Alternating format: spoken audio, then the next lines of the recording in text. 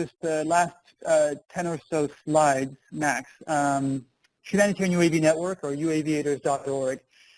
I've been flying UAVs for the past couple of years and done a number of UAV missions in other fields, in ocean protection and archaeology, as just mentioned.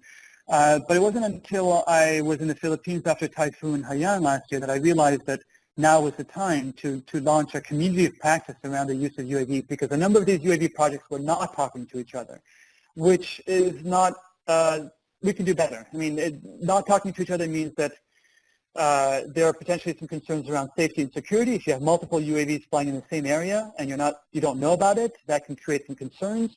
But also just from a coordination and efficiency perspective, you don't need 5 UAVs flying over the same area. You need 1 UAV, and then you share the imagery.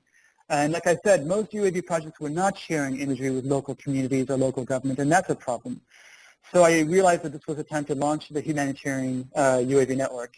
And we've been really busy over the past few months. Like I mentioned, one of the missions here is to facilitate the coordination of UAVs. So if you go to the uaviators.org website, there's an operations page that is deliberately dedicated to facilitating the sharing of imagery, where humanitarians can request imagery and where UAV operators can provide imagery. It's very simple, and this is really at the request of the humanitarians. They want to keep it as a very simple website, nothing too sophisticated or fancy. They just want it to work, and we can get more sophisticated later on.